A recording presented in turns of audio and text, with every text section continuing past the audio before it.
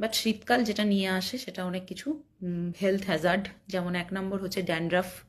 Dandruff নিয়ে আসে শীতকাল, হজমের বিভিন্ন সমস্যা নিয়ে আসে শীতকাল, হার্টের প্রবলেম নিয়ে আসে শীতকাল।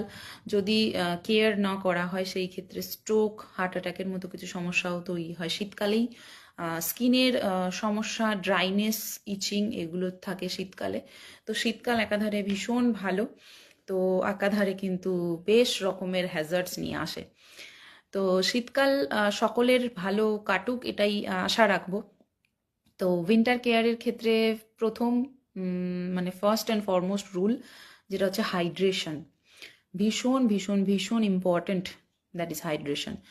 ড্যান্ড্রফ হোক, স্কিন ড্রাইনেস হোক, কোনো রকমের গ্যাস্ট্রাইটিস জনিত সমস্যা হোক, অ্যাসিডিটি প্রবলেম হোক, ব্লটিং হোক, হার্টের কোনো প্রবলেম হোক, হার্ট বার্ন হোক, এছাড়া যারা মেটাবলিক ডিজিজের মধ্যে রয়েছেন, ডায়াবেটিস, হাইপারটেনশন, কিডনি রোগের কথাটা বাদ দিলাম, বাকি যে কোনো ধরনের পেশেন্ট যারা আছেন বা যারা নর্মালি পিসিও বা ওবিস পেশেন্টরা রয়েছেন, প্রত্যেকের ক্ষেত্রে কিন্তু হাইড্রেশন ইজ ইম্পর্টেন্ট।